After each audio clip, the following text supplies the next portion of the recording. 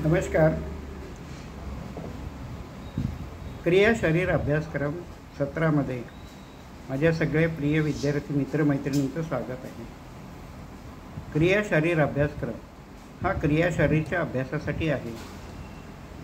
क्रिया शरीर हा विषय BMS कोर्समध्ये पहिल्या वर्षाला म्हणजे फर्स्ट इयरला शिकवला जातो. या क्रिया शरीर विषयामध्ये आयुर्वेदातले मूलभूत सिद्धांत हे शिकवले जातात. जसं दोष धातुमल सिद्धांत आहे किंवा प्रकृती सिद्धांत आहे, तसंच क्रिया शरीर या विषयामध्ये मॉडर्न फिजिओलॉजीचा सुद्धा समावेश केला गेला आहे. या मॉडर्न फिजिओलॉजीमध्ये सांगितलेल्या वेगवेगळ्या प्रकारच्या सिस्टीम्स असतात. त्यापैकी एक सिस्टीम आहे रिप्रोडक्टिव्ह सिस्टीम.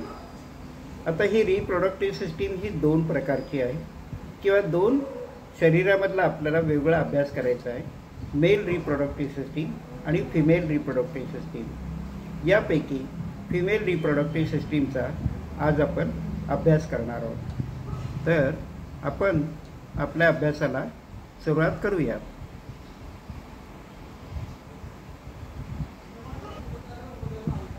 रिप्रोडक्टिव्ह सिस्टीम जे आपल्याला पॉईंट्स सिलेबसमध्ये अपेक्षित आहेत ते अशा प्रकारचे आहेत.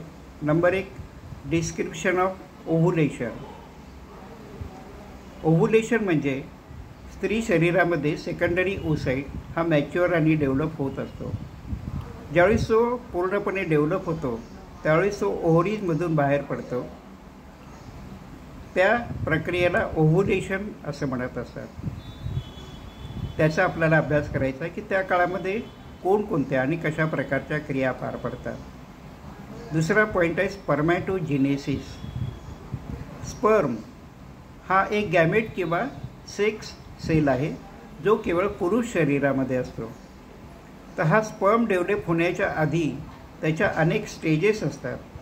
वेगवेगळ्या स्टेजेसमधून त्याची डेव्हलपमेंट होत जाते आणि एक मॅच्युअर स्पर्म सेल तयार होतो. तो कशा प्रकारे तयार होतो त्यामधल्या क्रियांच्या अभ्यासाला स्पर्मॅटोजेनेसिस असं म्हणतात. तिसरा पॉईंट आहे oogenesis. oogenesis म्हणजे development and maturity of secondary oocyte. जसं मी सांगितलं, सेकंडरी ओसाइट हा स्त्री शरीरामधला सेक्स सेल किंवा गॅमेट आहे. तर पुरुष शरीरामध्ये स्पर्म, स्त्री शरीरामध्ये सेकंडरी ओसाइट हे दोन गॅमेट्स किंवा सेक्स सेल्स असतात.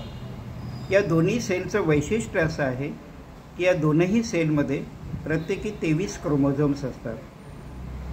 तर ज्या पद्धतीनं स्पर्मॅटोजेनेसिसमध्ये स्पर्म सेलची मॅच्युरिटी होते, डेव्हलपमेंट होते, तसं oogenesis या प्रक्रियेमध्ये सेकंडरी ओसाइट हा डेव्हलप होत जातो आणि मॅच्युअर होतो. तर त्यावेळेस कोणकोणत्या प्रकारच्या क्रिया होतात याचा अभ्यास oogenesis या क्रियेमध्ये येतो. चौथा पॉईंट आहे मेन्स्ट्रुअल सायकल, ज्याला व्यवहारी भाषेमध्ये मासिक पाळी असं म्हणतात. आयुर्वेदाच्या भाषेत याला आर्तोचक्र प्रक्रिया असा शब्द वापरला गेला आहे. तर आर्तोचक्र प्रक्रिया किंवा मेन्स्ट्रुअल सायकल ही सरासरी 28 दिवसाची असते. नेमकेपणाचं याचं उत्तर असं आहे की 24 ते 35 दिवसाची ती असते. तर या 24 ते 35 दिवसाच्या आर्तोचक्र प्रक्रिया किंवा मेन्स्ट्रुअल सायकलमध्ये शरीरामध्ये कोणकोणते आणि कशा प्रकारे बदल होतात याची माहिती विद्यार्थ्यांकडून अपेक्षित आहे. तर या 4 गोष्टींचा आपल्याला अभ्यास करायचा आहे: ओव्हुलेशन, स्पर्मॅटोजेनेसिस, oogenesis आणि मेन्स्ट्रुअल सायकल. यापैकी स्त्री शरीरामध्ये सगळ्यात आधी oogenesis, नंतर ओव्हुलेशन आणि मेन्स्ट्रुअल सायकल या 3 क्रियांचा आपण अभ्यास करणार आहोत. पण त्याही आधी आपल्याला असं माहीत पाहिजे की फिमेल रिप्रोडक्टिव्ह सिस्टीमची रचना कशी असते. तर आपण फिमेल रिप्रोडक्टिव्ह सिस्टीमचा अभ्यास सुरू करूया. फिमेल रिप्रोडक्टिव्ह सिस्टीममध्ये 4 प्रकारचे ऑर्गन्स असतात. Number 1 ovaries, number 2 uterine tubes, number 3 uterus आणि नंबर 4 वजायना. ओव्हरीजला स्त्रीबीज ग्रंथी असं म्हणतात. युटेराइन ट्यूबला फॅलोपियन ट्यूब किंवा ओव्हिडक्ट असंही म्हणतात. युटेरसला गर्भाशय असं म्हणतात. ज्या ठिकाणी गर्भ, ज्या आशयामध्ये, आशय म्हणजे पोकळी, ज्या पोकळीमध्ये गर्भ असतो, ज्या पोकळीमध्ये गर्भाचं डेव्हलपमेंट होते, त्याला मॅच्युरिटी येते, त्याला गर्भाशय असं म्हणतात. आणि चौथा आहे वजायना किंवा योनी. आता या चारही अवयव जे आपल्याला लक्षात ठेवायचे, त्यापैकी या ठिकाणी फिगरमध्ये या ठिकाणी ओव्हरीज दाखवलेले आहेत. या ओव्हरीजपासून ही फॅलोपियन ट्यूब आहे. या फॅलोपियन ट्यूबच्या पुढे या ठिकाणी गर्भाशय आहे आणि गर्भाशयाच्या खाली योनी. तर ओव्हरीज, फॅलोपियन ट्यूब्स, युटेरस आणि वजायना असे 4 मुख्य फिमेल रिप्रोडक्टिव्ह सिस्टीमचे ऑर्गन्स असतात. हे 4 ऑर्गन्स याही ठिकाणी ओव्हरीज, फॅलोपियन ट्यूब्स, युटेरस आणि वजायना असे दाखवण्यात आलेले आहेत. तर ते आपल्याला लक्षात ठेवायचे आहे, म्हणजे पुढच्या क्रिया आपल्याला समजायला सोपं जाईल. हे 4 ऑर्गन्स ओव्हरीज, युटेराइन ट्यूब्स, युटेरस आणि वजायना यांच्या क्रिया कोणकोणत्या आहेत हे पण आपल्याला माहीत असणं अपेक्षित आहे. पहिलं आहे ओव्हरीज, ज्याला म्हणलेलं आहे स्त्रीबीज ग्रंथी. यामध्ये सेकंडरी ओसाइट हा डेव्हलप होतो, डेव्हलपमेंटल स्टेजेसमधून जातो आणि तो मॅच्युअरसुद्धा होतो, की जेणेकरून तो फर्टिलायझेशन म्हणजे रिप्रोडक्शन करण्यासाठी सक्षम राहील. तर ओव्हरीजचं कार्य आहे produce secondary oocyte. The ovaries produce secondary oocyte and hormones. ओव्हरीजमधून काही हार्मोनचं सिक्रेशनसुद्धा होत असतं. यामधून 4 हार्मोन हे सिक्रेट होत असतात. एक आहे प्रोजेस्टेरॉन आणि दुसरं आहे इस्ट्रोजन. या 2 हार्मोनला फिमेल सेक्स हार्मोन्स असं म्हणतात, कारण रिप्रोडक्टिव्ह डेव्हलपमेंटमध्ये किंवा सेक्च्युअल डेव्हलपमेंटमध्ये यांचा अतिशय महत्त्वाचा वाटा असतो. तिसरा आणि चौथा हार्मोन आहे इनहिबिन आणि रिलॅक्सिन. यांचासुद्धा वेगळ्या प्रकारे आपल्याला रोल आहे असं लक्षात येईल. Number 2 uterine tubes transport secondary oocyte to the uterus and normally are site where the fertilization occurs. आता जे अवयव हे 2 अवयवांच्या मध्ये असतात, त्यांचं नेहमी कार्य अशा प्रकारचं असतं की ट्रान्सपोर्टेशनचं ते काम करत असतात. आता या ठिकाणी तुम्ही बघाल की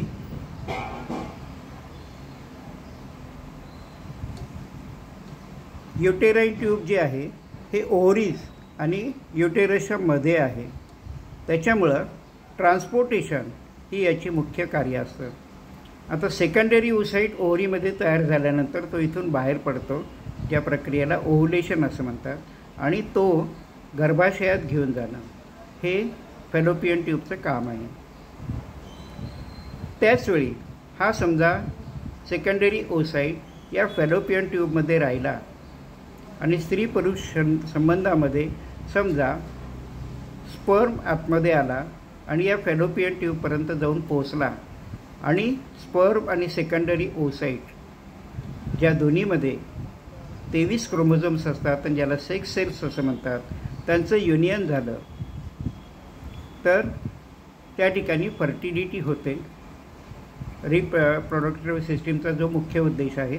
आणि त्याच पद्धतीनं दोन्हीपासून एक झायगोट नावाचा सेल तयार होतो, ज्याच्यामध्ये 46 क्रोमोझोम्स होतात, 23 अधिक 23.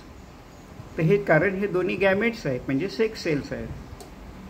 आता हा 46 सेलवाला झायगोट सेल हा 7 दिवसांपर्यंत गर्भाशयात आणला जातो. मग हा गर्भाशयात आल्यानंतर 9 महिने 9 दिवस जे सामान्य भाषेत म्हटलं जातं, या ठिकाणी त्याचा विकास होतो.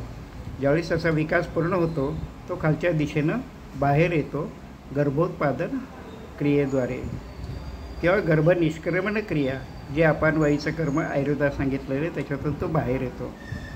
तर हे ट्रान्सपोर्टेशन हे जे आहे हे युटेराईन ट्यूब ही या ठिकाणी दाखवली त्याचं एक कार्य आहे.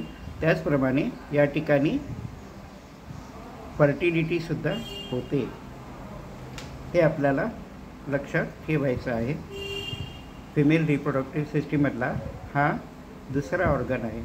नंबर 3 युटेरस किंवा गर्भाशय. The uterus is the site of implantation of fertilized ovum develop of the foetus during pregnancy and labour. आता हा याचे बघा किती प्रकारच्या क्रिया आहे. Implantation of fertilized ovum, development of foetus during pregnancy आणि लेबर. आपण आत्ता बघितलं की फॅलोपियन ट्यूबमधून फर्टिलिटी समजा झाली असेल तर हा जायगोट नावाचा असेल हा पुढे गर्भाशयात 7 दिवसामध्ये आणला जातो. तो आणल्यानंतर या ठिकाणी त्याचा विकास करणं त्याला गर्भ असं म्हणतात. गर्भ ज्या आशयामध्ये किंवा ज्या पोकळीमध्ये असतो त्याला गर्भाशय असं म्हणतात. तर या ठिकाणी तो गर्भाशयामध्ये गर्भ राहतो. या गर्भाच्या पुन्हा 2 स्टेजेस ठळक मानाने असतात. पहिल्या 3 महिनेपर्यंत याला आपण एम्ब्रियो असं म्हणतो आणि 4थ्या महिन्यापासून ते लेबर म्हणजे डिलिव्हरी होईपर्यंत त्याला फिटस असं म्हटलं जातं. पुढचं कार्य गर्भाशयाचं आहे. ज्यावेळेस हा फिटस बाहेर पडतो, गर्भ बाहेर पडतो, त्यावेळी या गर्भाशयाच्या पेशीचं आकुंचन होतं आणि तो गर्भ निष्क्रमण क्रिया ही पार पडते. त्याला लेबर असं आधुनिक शास्त्राच्या परिभाषेमध्ये म्हटलं आहे. तर ही एक गर्भाशयाची क्रिया आपण लक्षात ठेवली पाहिजे. चौथा ऑर्गन आहे vagina. Vagina receive the penis during sexual intercourse and a passageway for childbirth. आता योनी प्रदेश किंवा वजायना जो आहे तो स्त्री पुरुष संबंधाच्या वेळेस स्त्री शरीरामध्ये पुरुषांचं लिंग पेनिस हे आतमध्ये घेण्याचं काम करतं सेक्च्युअल इंटरकोर्सच्या काळात. आणि हाच मार्ग आहे चाइल्ड बर्थचा. म्हणजे गर्भ पूर्ण विकसित झाल्यानंतर तो जो बाहेर येतो तो योनी मार्गातूनच बाहेर येत असतो. 5वा एक ऑर्गन फिमेल रिप्रोडक्टिव्ह सिस्टीमचा मानला जातो त्याला मॅमरी ग्लॅड्स असं म्हणतात.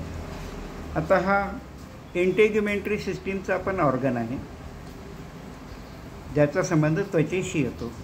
तर मॅमरी ग्लँडला स्तन्यग्रंथी असंही म्हणतात. मॅमरी ग्लँडच्या ज्या क्रिया आहेत त्याच्यामध्ये mammary gland synthesize, secrete and eject milk for nourishment of the newborn. Newborn म्हणजे नवजात शिशु. बालकाचा जन्म झाल्यानंतर जन्मापासून ते 28 दिवसापर्यंत त्याला न्यूबॉर्न नवजात शिशु असं म्हटलं जातं. तर या नवजात शिशूचं पोषण करणं, नरिशमेंट, त्याच्या दृष्टिकोनातून मिल्क त्याला स्त्री दुग्ध किंवा स्तन्य असं आयुर्वेदाच्या भाषेत म्हणलेलं आहे. हे स्तन्य सिंथेसाइज म्हणजे तयार करणं, सिक्रेट म्हणजे त्याचं सिक्रेशन स्राव करणे उत्पन्न करणं आणि इजेक्ट म्हणजे स्तनामधून ते बाहेर आलं पाहिजे.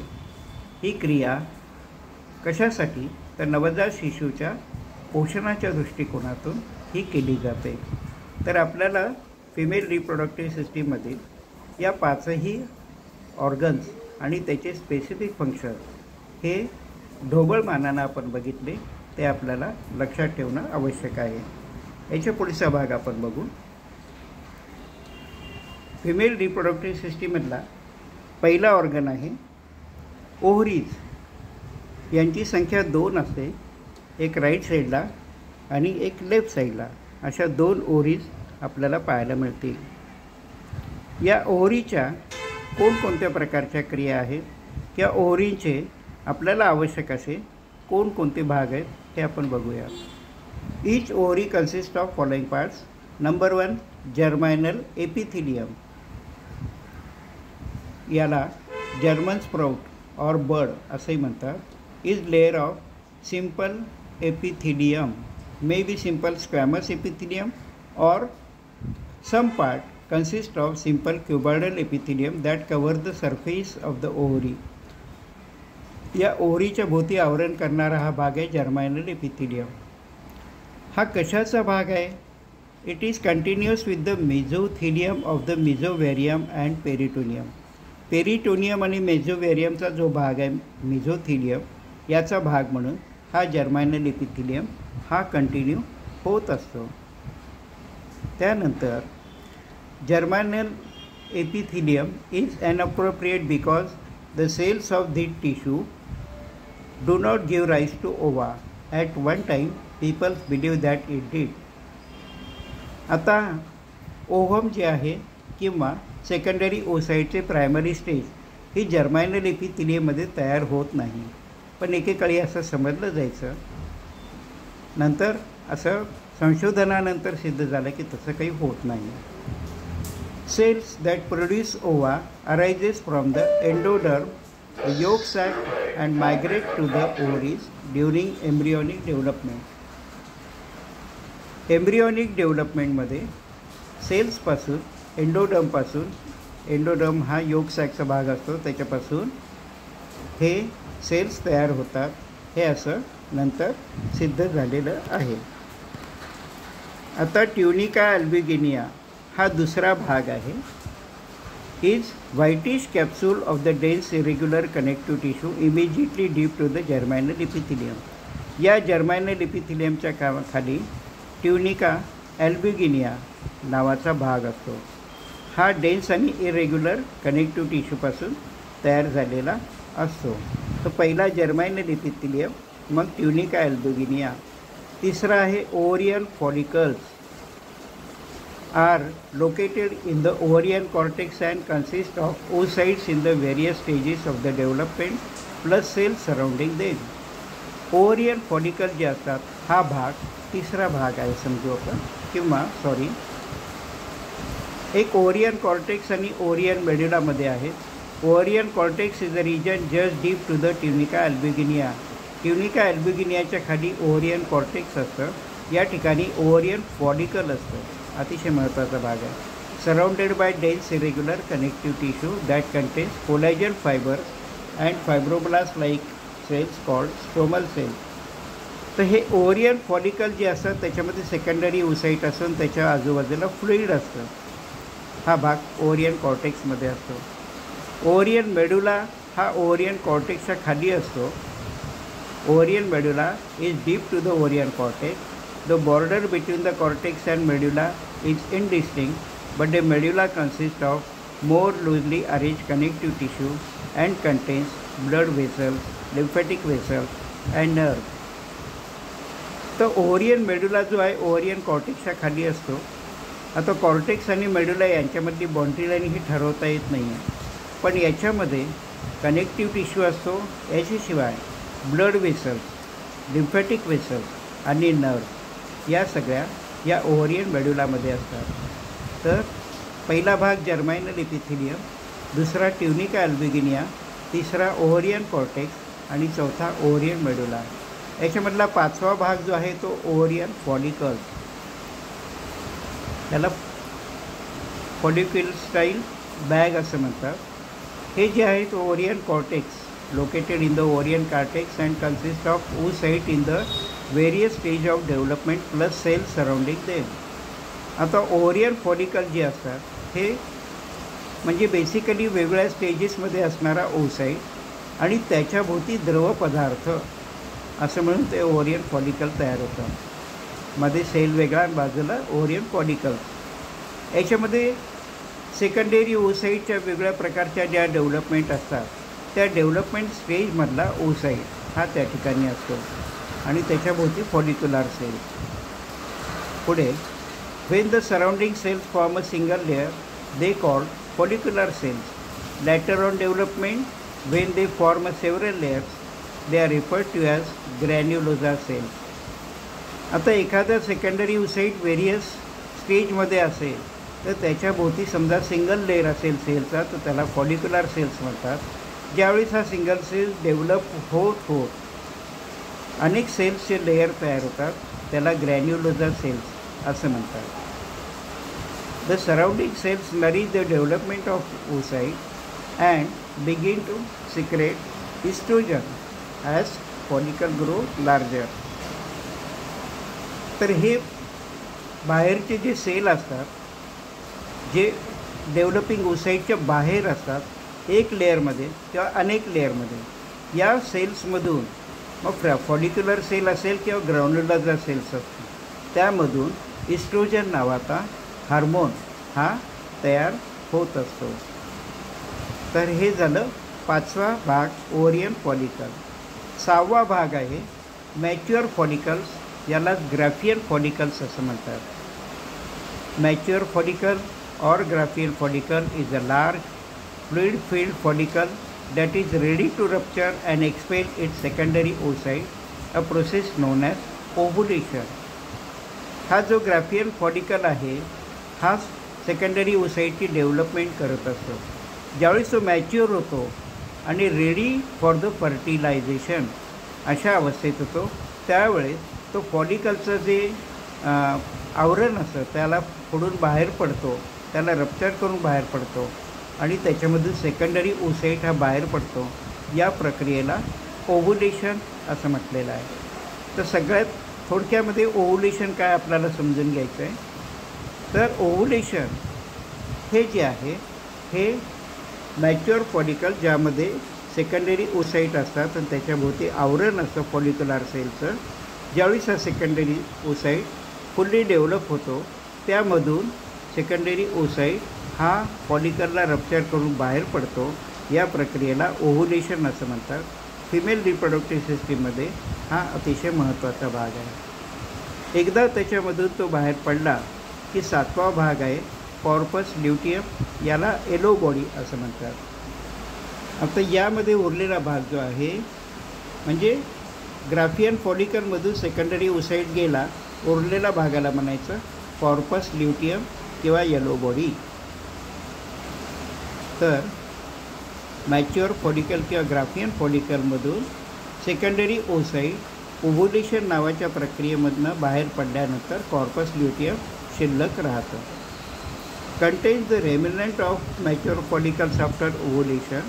The corpus luteum produces progesterone, oestrogen, relaxin and inhibin until it generates into the fibrous scar tissue called corpus albicans.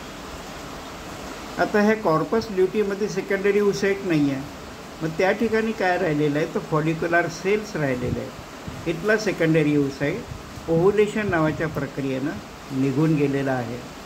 मग शिल्लक भाग जो आहे तो कॉर्पस ल्युटियम आहे. यामधून 4 हार्मोनचं सिक्रेशन होत असतं. Number 1 progesterone, number 2 oestrogen, number 3 relaxin and inhibin. आता हे जे फॉलिक्युलर सेल आहे जे कॉर्पस ल्युटियममध्ये आहे त्यांचं पण डिजनरेशन होणार आहे, ते पण नष्ट होणार आहे आणि फायब्रस स्कार टिश्यू हा शिल्लक राहणार आहे. त्या फायब्रस स्कार टिश्यू जो शिल्लक आहे त्याला कॉर्पस ल्युटियम, कॉर्पस ॲल्बिकन असं म्हणतात. फिमेल रिप्रोडक्टिव्ह सिस्टीमचा दुसरा भाग आहे, त्याचं नाव आहे uterine tube. The funnel shape portion of each uterine tube called infundibulum is close to the ovary but is not open to the peritoneal cavity. आता या युटेराइन ट्यूब जे आहे ओव्हरीपासून सुरू झालेल्या आहेत, पण पेरिटोनियल कॅव्हिटीमध्ये त्या ओपन होत नाही. It ends in the fringa of the finger-like projections called femora, one of which is attached to the lateral end of the ovary. आता ही युटेराइन ट्यूब किंवा फॅलोपियन ट्यूब असते, त्याचा एक भाग फिमरा नावाच्या ऑर्गन त्या जवळचा भाग ओव्हरीला अटॅच असतो, त्या ठिकाणी तो जोडला गेलेला असतो. त्यानंतर फ्रॉम इनफंडिबुलम जो याचा दुसरा भाग आहे फॅलोपियन ट्यूबचा, युटेराइन ट्यूब या पुढे जातात मेडियली आणि इन्फेरियरली, म्हणजे आतमधल्या बाजूला आणि आतल्या बाजूला, and attach to the superior lateral angle of the uterus. म्हणजे फॅलोपियन ट्यूब ज्या एकीकडे ओव्हरीला आणि एकीकडे गर्भाशयाला म्हणजे युटेरसला अटॅच झालेल्या असतात. त्यासाठी ते आतमध्ये आणि आतमधल्या बाजूनी जातात. युटेरस किंवा गर्भाशयाचा सुपेरियर लॅटरल अँगल जो असतो म्हणजे वरच्या बाजूला आणि पार्श्वभागाला त्या ठिकाणी त्या जोडल्या जातात. याचा तिसरा भाग जो आहे युटेराइन ट्यूबचा तो आहे ampulla. Ampulla of the uterine tube is widest longest portion making up about the lateral 2/3 of its length. Ampulla हा भाग अतिशय मोठा आहे आणि जवळपास 2/3 भाग जो आहे फॅलोपियन ट्यूबचा या ॲम्पुलामुळेच तयार झालेला असतो. फॅलोपियन ट्यूबचा चौथा भाग आहे इस्मस. Isthmus of the uterine tube is more medial, short and narrow, thick-walled portion that joins uterus. Isthmus हा भाग जो आहे युटेराइन ट्यूबचा किंवा फॅलोपियन ट्यूबचा हा छोटा आहे आणि जाड आहे आणि हा गर्भाशयाला जोडल्या गेलेला असतो. आता या ठिकाणी आपण पुढे जाण्याच्या आधी ते बघूया. आता यामध्ये या ठिकाणी ओव्हरी, या ठिकाणी गर्भाशय युटेरस आणि या फॅलोपियन ट्यूब. यापैकी हा पहिला भाग पिंबरा याला म्हटलेला आहे.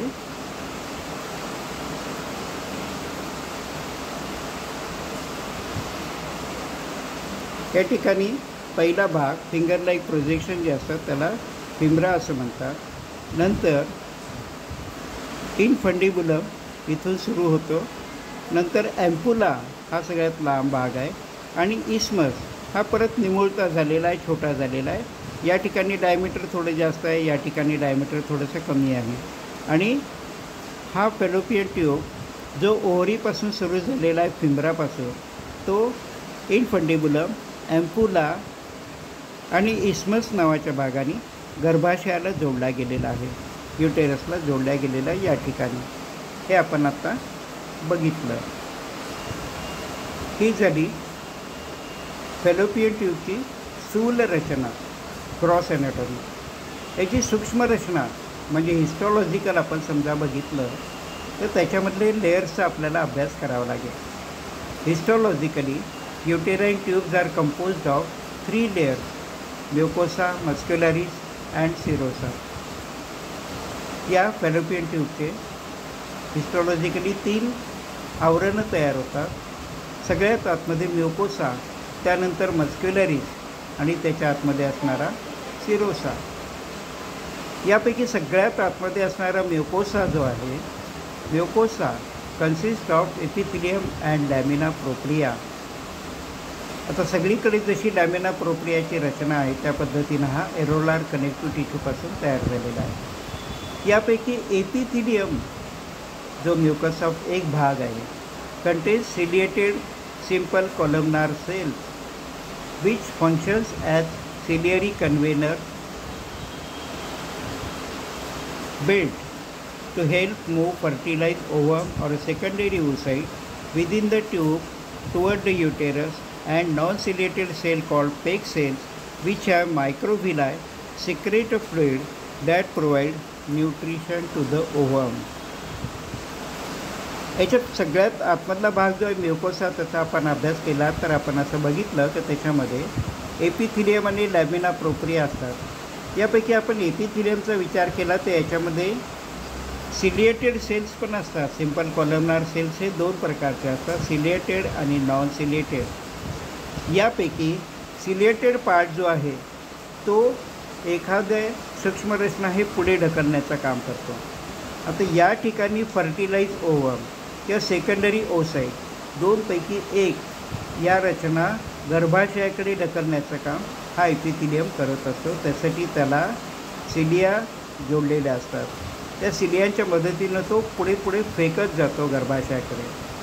आता याच एपिथिलियममध्ये नॉन सिलिएटेड भाग पण आहे, त्याला पेग सेल्स असं म्हटलेलं आहे.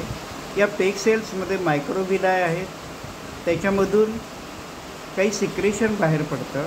हे सिक्रेशन जे आहे हे ओव्हमचं पोषण करतं, नरिशमेंट करतं, ही याची क्रिया आहे.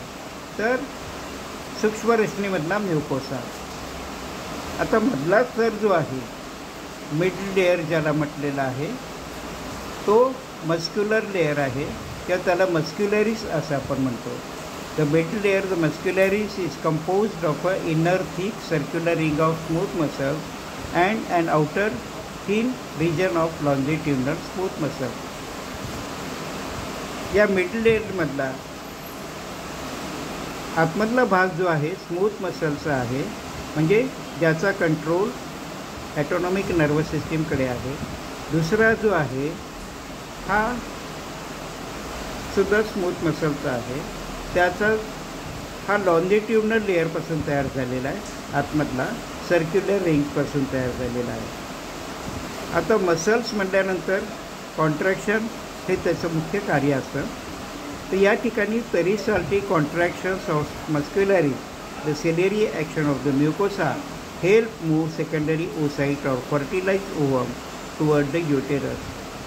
आता या फॅलोपियन ट्यूबमध्ये समजा फर्टिलिटी झाली तर फर्टिलाइज झालेला ओव्हम, त्याला झायगोट सेल असंही म्हणतात, त्याला गर्भाशयाकडे घेऊन जाण्यासाठी पेरिसाल्टिक कॉन्ट्रॅक्शन हे मस्क्युलर लेअरपासून तयार होतात.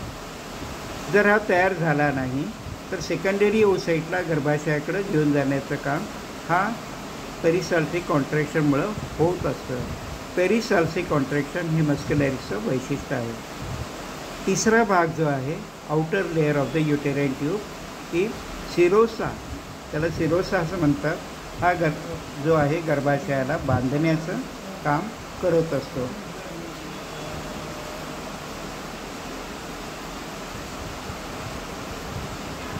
Ovulation. After ovulation, local currents are produced by the movement of fibra which surround the surface of the mature follicle just before ovulation occurs. Ovulation झाल्यानंतर फिब्राच्या भागातून ज्यावेळेस हे सेकंडरी ओसाइट जात असतात त्यावेळी त्या प्रक्रियेला ओव्हुलेशन असं म्हणतात. आता या ठिकाणी ज्या मोमेंट होतात, this current sweep ovulated secondary oocyte from peritoneal cavity into the uterine tube. आता या ठिकाणून ते पेरिटोनियल कॅव्हिटीमध्ये जाऊ नये म्हणून युटेराइन ट्यूब किंवा फॅलोपियन ट्यूबमध्ये जाण्यासाठी या ठिकाणी क्रिया होत असते. A sperm cell usually encounters and fertilize a secondary oocyte in the ampulla of the uterine tube. Although fertilization in the peritoneal cavity is not uncommon. Fertilization can occurs to about 24 hours after ovulation. Sperm cell जो आहे हा secondary ओसाइटला catch करतो, encounter करतो, त्याचं fertilisation करतो. ही प्रक्रिया सहसा ॲम्पुला या भागामध्ये होत असते. ॲम्पुला हा तिसरा भाग आहे युटेराइन ट्यूबचा. या ठिकाणी ही प्रक्रिया पार पडली, त्याला फर्टिलायझेशन असं म्हणतात. हे फर्टिलायझेशन पेरिटोनियल कॅव्हिटीमध्ये पण कधीकधी होऊ शकतं, पण जनरली होत नाही. हे फर्टिलायझेशन केव्हा होतं? ओव्हुलेशन, ज्यावेळेस मॅच्युअर सेकंडरी ओसाइट बाहेर पडला आणि तो फॅलोपियन ट्यूबमध्ये आला तर तो 24 तासपर्यंत तो फॅलोपियन ट्यूबमध्ये असतो. त्या काळात समजा स्पर्म सेलचं युनियन झालं तरच फर्टिलायझेशन होऊ शकतं, अन्यथा तो सेकंडरी ओसाइट जो आहे हा डिजनरेट होतो आणि गर्भाशयाकडे ढकलला जातो. त्याच्यामुळे आपण लक्षात ठेवलं पाहिजे, गर्भोत्पादन प्रक्रिया किंवा फर्टिलायझेशन हे ओव्हुलेशननंतर फिमेल रिप्रोडक्टिव्ह सिस्टीमच्या दृष्टिकोनातून 24 तास फक्त अपेक्षित आहे, अन्यथा नाही, फर्टिलायझेशन होत नाही. पुढचा भाग, some hours after fertilization the nuclear material of the haploid ovum and sperm unite. Fertilization झाल्यानंतर न्यूक्लिअर मटेरियल हे ट्रान्सपोर्ट होतं आणि हॅप्लॉइड ओव्हम आणि स्पर्म सेल्स युनाईट होतात, ते डिप्लॉइड होतात. The diploid fertilize ovum is new cell called zygote and begin to undergo cell division while moving toward the uterus. म्हणजे fertilization झालं, सेकंडरी ओसाइट आणि स्पर्म युनाईट झाले 2 haploid sale unite होऊन एक deployed fertilise ovum तयार झाला, ज्याला zygote असं म्हणतात. त्याचं सेल डिव्हिजन म्हणजे ग्रोथ त्याची सुरू होते आणि ते गर्भाशयामध्ये किंवा युटेरसमध्ये आणलं जातं. आता it arrives in the uterus 6 to 7 days after ovulation. Ovulation नंतर समजा फर्टिलायझेशन झालं तर 6 ते 7 दिवसामध्ये हा फॅलोपियन ट्यूबमध्ये असणारा फर्टिलाइज ओव्हम जो आहे तो 7 दिवसापर्यंत गर्भाशयामध्ये आणला जातो. आपल्याला सगळ्या गोष्टी लक्षात ठेवायच्या आहेत. चिकित्सा करताना बेसिक गोष्ट आपल्याला माहीत पाहिजे. हे झालं समजा फर्टिलायझेशन झालं तर अनफर्टिलाइज सेकंडरी ओसाइट डिसइंटिग्रेट. आता जो अनफर्टिलाइज सेकंडरी ओसाइट आहे तो डिसइंटिग्रेट होतो. The uterine tubes are supplied. तर मग अनफर्टिलाइज सेकंडरी ओसाइट हा डिसइंटिग्रेट झाल्यानंतर गर्भाशयाकडे येतो आणि प्रत्येक महिन्यातला मासिक पाळीमधून बाहेर टाकून दिला जातो. या ठिकाणी काही भाग हा रक्तपुरवठा व्हिनस सप्लाय याच्याशी संबंधित आहे, तो आपल्याला वाचून लक्षात ठेवायचा आहे.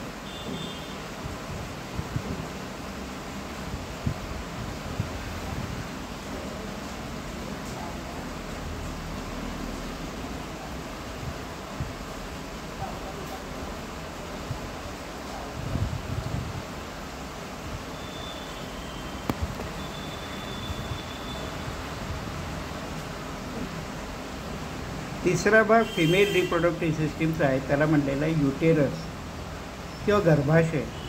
मी सांगितलं त्या पद्धतीनं आशय म्हणजे पोकळी. ज्या पोकळीमध्ये गर्भ असतो त्याला गर्भाशय असं म्हणतात. इंग्लिशमध्ये त्याला युटेरस असं म्हणतात. Uterus serves as a part of pathway from sperm deposited in the vagina to reach uterine tube. इंटरकोर्सनंतर सेमेनमधून स्पर्म सेल जे असतात हे युटेरसमध्ये येतात, वजायनामधून युटेरसमध्ये येतात. युटेरसमधून ते युटेराइन ट्यूब्समध्ये नेण्याचं काम युटेरस किंवा गर्भाशय करत असतो. It is also site of implantation of fertilize ovum, development of the foetus during pregnancy and labour. आणखी गर्भाशयाच्या ज्या क्रिया आहेत त्याच्यामध्ये जो फर्टिलाइज ओव्हम जो आहे त्याचं इम्प्लांटेशन स्थापना करणं, डेव्हलपमेंट म्हणजे त्याचा विकास करणं, ग्रोथ करणं, या काळाला प्रेग्नन्सी असं म्हणतात. गर्भावस्था ही 9 महिने 9 दिवसाची आपण मानतो किंवा 270 दिवसाची. या काळामध्ये एम्ब्रिओ आणि फिटस यांची डेव्हलपमेंट होते. आणि लेबर म्हणजे गर्भ निष्क्रमण क्रिया, ज्यामध्ये गर्भ हा बाहेर टाकला जात असतो, हे कार्यसुद्धा गर्भाशयाचं असतं. During reproductive cycle, when implantation does not occur, the uterus is source of menstrual flow. समजा या काळामध्ये गर्भोत्पत्ती झाली नाही, सेकंडरी ओसाइट आणि स्पर्म यांचं युनियन झालं नाही, तर सेकंडरी ओसाइट हा फॅलोपियन ट्यूबमधून डायरेक्ट गर्भाशयामध्ये येतो आणि ज्यावेळेस मासिक पाळी येते, ज्याला आर्थोचक्र प्रक्रिया म्हणतात, त्यापैकी पहिली स्टेज आहे मेन्स्ट्रुअल स्टेज, ज्या 4 दिवसामध्ये मेन्स्ट्रुअल फ्लो होत असतो. त्याच्यामधून हा सेकंडरी ओसाइट हा बाहेर टाकला जातो. तर ही माहिती गर्भाशयाची आहे. नंबर 3 अवयव आहे गर्भाशय. तर या ठिकाणी परत एकदा आपण या अवयवांविषयी माहिती घेत आहोत, ते आपण लक्षात ठेवलं पाहिजे.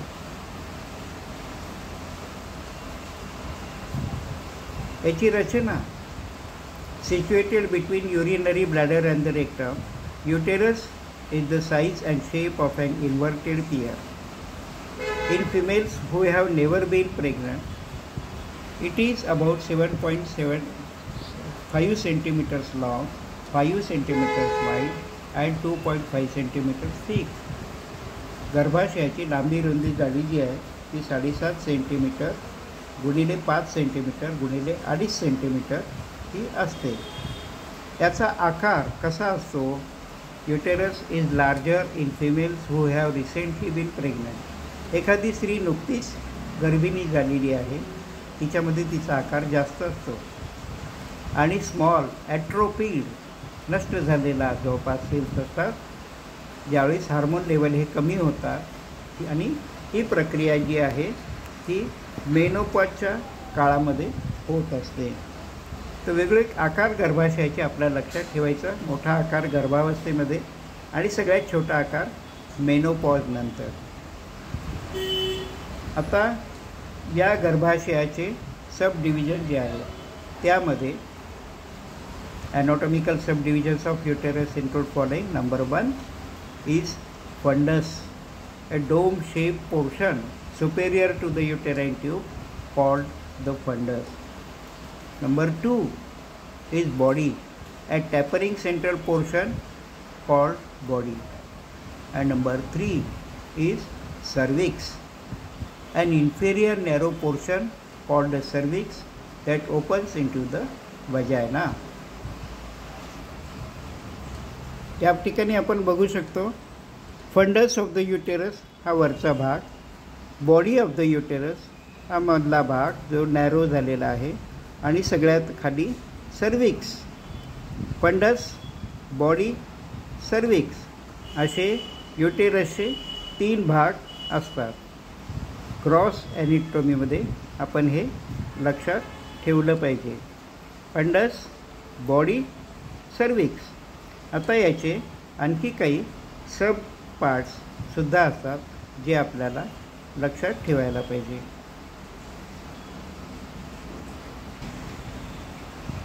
Between the body of the uterus and cervix is called isthmus, a constricted region about 1 centimetre long. गर्भाशयाची बॉडी आणि सर्विक्स याच्यामध्ये इस्मस नावाचा भाग असतो. The inferior of the body of the uterus is called uterine cavity and interior to the narrow cervix is called cervical canal. Cervical canal opens into uterine cavity at the internal os and into the vagina as external os. आता बघा या ठिकाणी आपल्याला 3 गोष्टींची आपण ओळख करून घेतली होती, फंडस, बॉडी आणि सर्विक्स. आता आपल्याला बघायचं आहे की इस्मस कुठं असतं, युटेराइन कॅव्हिटी कुठे असते आणि सर्वायकल कॅनॉल कुठं असतो. आणि सर्वायकल कॅनॉलचे 2 भाग असतात. एक आहे इंटरनल ऑस, हा जो युटेराइन कॅव्हिटीमध्ये ओपन होतो, आणि एक्सटर्नल ऑस जो एक वजायनामध्ये ओपन होतो. या भागाची आपल्याला माहिती ठेवायची आहे. या सगळ्या गोष्टी अतिशय महत्त्वाच्या आहेत, हे माझं सगळ्यांना सांगणं आहे. सुरुवातीला बघितलं फंडस, नंतर बॉडी आणि सर्विक्स. आता या ठिकाणी हा भाग जो आहे हा सर्वायकल कॅनॉलचा आहे. हा सर्वायकल कॅनॉल या ठिकाणी इंटरनल ऑस आणि या ठिकाणी एक्सटर्नल ऑस आहे. आता एक्सटर्नल ऑस हा वजानामध्ये ओपन होतो, इंटरनल ऑस हा गर्भाशयामध्ये ओपन होत असतो. तसंच आपण बघितलं की बॉडी आणि सर्विक्स याच्यामध्ये इस्मस नावाचा भाग असतो. इस्मस, त्याच्यानंतर सर्विक्समध्ये सर्वायकल कॅनॉल, एक्सटर्नल ऑस आणि इंटरनल ऑस हे भाग आपल्याला लक्षात ठेवायचे आहेत.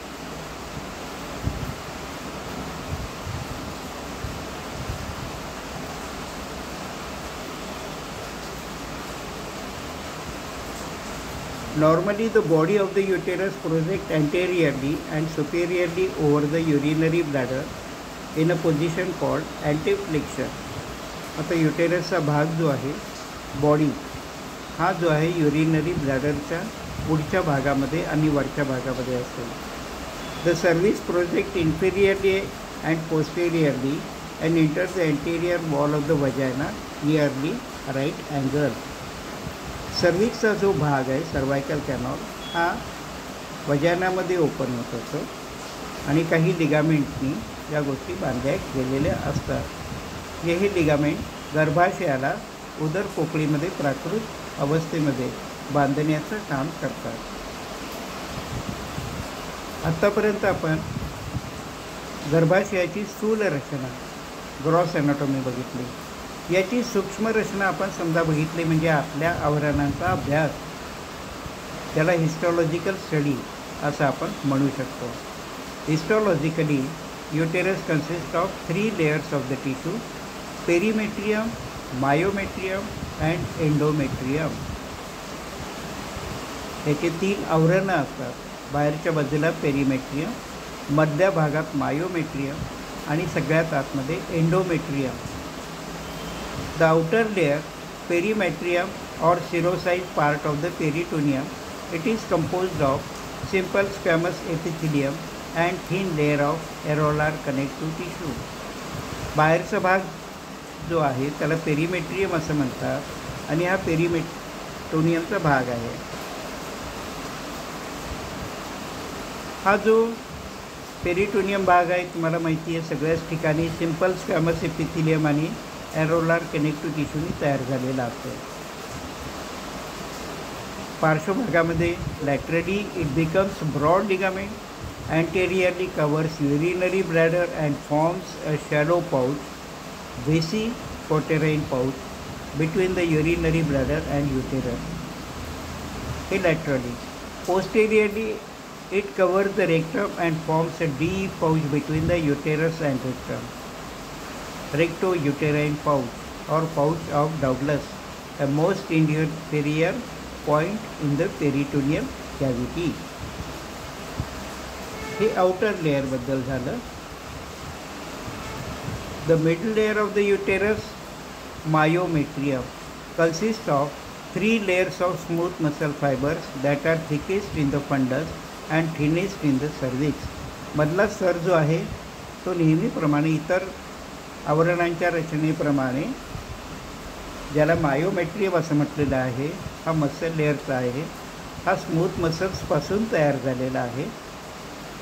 गर्भाशयामध्ये तुम्हाला असं लक्षात येईल की फंडस या भागामध्ये हे मायोमेट्रियम खूप जाड असतं आणि सर्विक्समध्ये खूप कमी जाड म्हणजे पातळ असतं.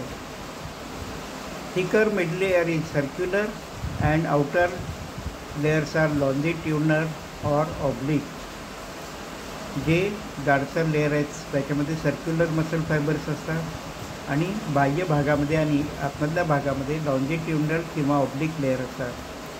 During labour and child birth, coordinated contractions of myometrium in response to stimulation by hormone oxytocin form the posterior pituitary, help expel the fetus from the uterus. Labour, गर्भ निष्क्रमण क्रिया, ग्रामीण भागामध्ये बाळंतीण झाली बाई असं म्हणत असतात. त्या काळात काय होतं, लेबर आणि चाइल्ड बर्थ या ठिकाणी मायोमेट्रियम हा मस्क्युलर लेअर असल्यामुळं कॉन्ट्रॅक्शन फक्त मायोमेट्रियममध्ये होतात. तर याच्या कॉन्ट्रॅक्शन झाल्यामुळं गर्भाशय ह्या संकुचित होतं आणि आतमधला गर्भ हा योनीच्या दिशेने ढकलला जातो की योनीमधून तो बाहेर पडावा. आपल्यामध्ये गर्भनिष्क्रमण क्रिया असं याला म्हटलेलं आहे. आता या कोऑर्डिनेटेड कॉन्ट्रॅक्शन जे असतात मायोमेट्रियममध्ये ते कशामुळे होतात, त्याला कारणीभूत एक हार्मोन ऑक्सिटोसिन असतो. Oxytocin is secreted in more quantity during labour. या लेबरच्या काळातच त्याचं सिक्रेशन वाढतं. हे ऑक्सिटोसिन काय आहे तर तुमच्या लक्षात असेल की पिट्युटरी ग्लँड जी असते त्या पिट्युटरी ग्लँडचा हा हार्मोन आहे आणि त्याच्यामुळं या ठिकाणी मायोमेट्रियमचं कॉन्ट्रॅक्शन होतं आणि गर्भ हा बाहेर पडण्याची प्रक्रिया होते युटेरसमधून. तर हे आपल्याला लक्षात ठेवायला पाहिजे. Myometrium mid layer.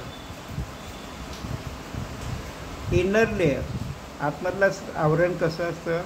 Inner layer of the uterus, the endometrium is highly vascularized and has 3 components.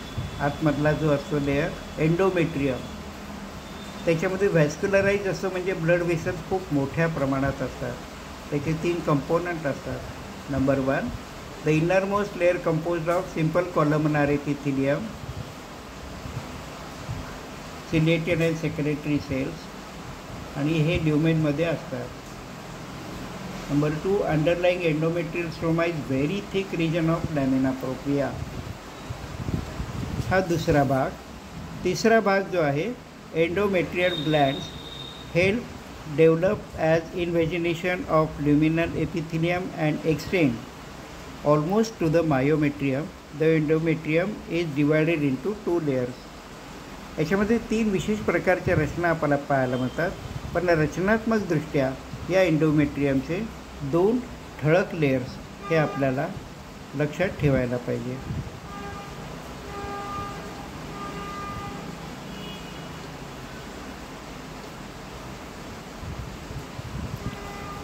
हे 2 स्तर आहेत. Stratum functionalis line the uterine cavity and slough off during menstruation as the result of decline levels of progesterone from the ovary.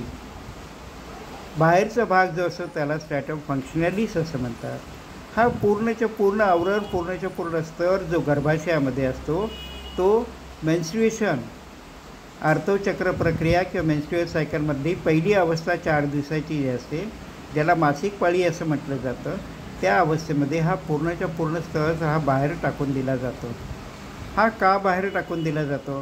कारण या आवरणाचं पोषण होत नाही. का बरं पोषण होत नाही? कारण त्या काळामध्ये प्रोजेस्टेरॉनच्या लेवल या कमी झालेल्या असतात.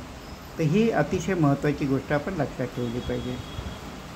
दुसरा, the deeper layer stratum basalis is permanent and give rise to new stratum functionalis after each menstruation. प्रत्येक मासिक पाळीमधून ज्यावेळेस वरचा किंवा सगळ्यात आतमधला स्ट्रॅटम फंक्शनॅलिस हा बाहेर टाकून दिला जातो मासिक पाळीमधून, त्यावेळी त्याच्या खाली असणारा स्ट्रॅटम बेसिलिस नावाचा स्तर जो आहे तो स्ट्रॅटम फंक्शनॅलिसमध्ये रूपांतर होऊन त्याची जागा घेतो आणि काम करायला लागतो. तर आपण फिमेल रिप्रोडक्टिव्ह सिस्टीममधला अतिशय महत्त्वाचा भाग आपण बघितला. यामध्ये सगळ्यात पहिल्यांदा त्याचे 4 भाग आपल्याला लक्षात ठेवायचे आहेत.